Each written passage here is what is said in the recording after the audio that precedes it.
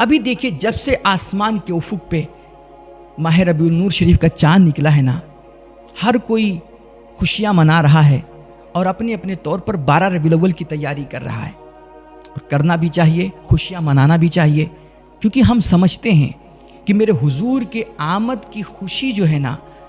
اس سے بڑھ کر ہمارے نامہ اعمال میں اور کوئی بڑی نیکی ہے ہی نہیں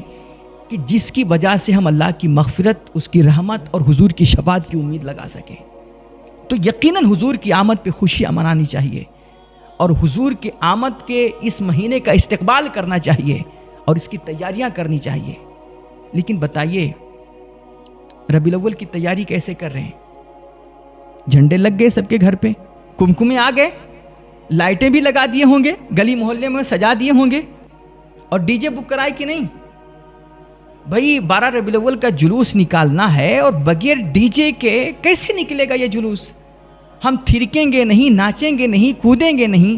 اور جب تک ہمارے حظ کو اور ہمارے نفس کو تسکین نہیں ہوگی، ہمارے کان کے چسکے نہیں پورے ہوں گے،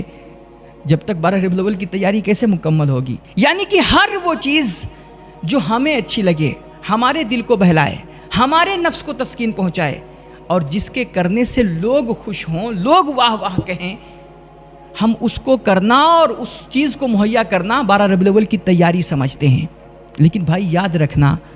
یہ رب چاہی اور رسول چاہی تیاری نہیں ہے، یہ من چاہی تیاری ہے، یہ وہ تیاری ہے جو ہمیں اچھی لگ رہی ہے، لوگوں کو بھلی لگ رہی ہے۔ ضروری نہیں کہ اس تیاری سے رب رسول بھی راضی ہو جائیں، اللہ کے نبی علیہ الصلوۃ والتسلیم بھی ہم سے خوش ہو جائیں۔ 12 ربیع الاول کی صحیح معنوں میں تیاری تو وہ تیاری ہے کہ جیسے آسمان کے افق پہ ربیع الاول کا چاند طلوع ہو، یار ہمارے معاشرے کا بوڑھا بچہ نمازی ہو جائے، ہماری مسجدیں نمازیوں سے بھر جائیں، ہماری آوارہ پیشانیوں کو سجدوں کا نور نصیب ہو جائے، زبان سے جھوٹ نکل جائے، آنکھوں میں حیا اتر آئے، اور ہمارے آپ کے گھروں سے روزانہ قرآن کی اور درود و سلام کی آوازیں بلند ہونے لگ جائیں۔ یہ صحیح معنوں میں ربیع الاول کی تیاری ہے، اور جب ہم اس طرح کی تیاری کریں گے نا،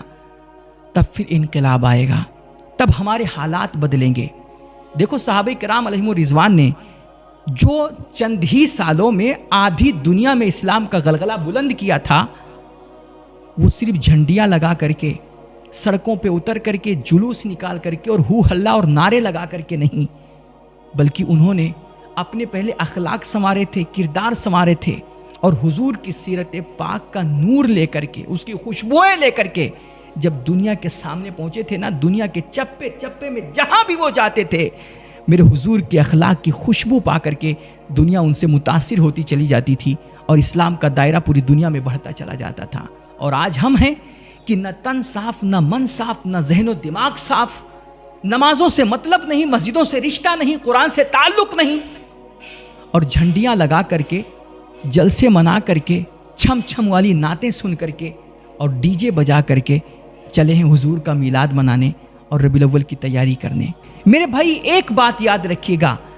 جب تک ہم اور آپ عمل کی طرف نہیں آئیں گے، جب تک ہم اپنے اخلاق نہیں سنواریں گے، کردار نہیں سدھاریں گے، جب تک ہم جھوٹ سے، مکاری سے، دو نمبری سے، چیٹنگ بازی سے توبہ نہیں کریں گے، اور جب تک رب رسول کی طرف رجوع کر کے، سینے سے قرآن لگا کر کے، اپنے نبی کے بتائے ہوئے اصولوں پہ چل کر کے دنیا کے سامنے صحیح روپ میں اسلام کو پیش نہیں کریں گے نا، اللہ کی قسم ہمارے آپ کے حالات کبھی ٹھیک نہیں ہو سکتے ہیں۔ آپ چاہے جتنا ہو ہلہ کر لو، چاہے جتنے احتجاجات کر لو، ملک میں پھیلی ہوئی اس نفرت کی آگ کو، اس کے بھڑکتے ہوئے شعلوں کو اب اگر کوئی چیز ٹھنڈی کر سکتی ہے تو وہ ہمارے آپ کے نبی حضور محمد عربی کے اخلاق ہی ٹھنڈے کر سکتے ہیں۔ اس لیے جب تک ہم عملی طور پر یہ حضور کی سیرت کو، حضور کے اخلاق کو، ان کی بلند و بالا تعلیمات کو دنیا کے سامنے پیش نہیں کریں گے، آپ اپنے لیے حالات کی سازگاری کی کوئی امید مت رکھیے۔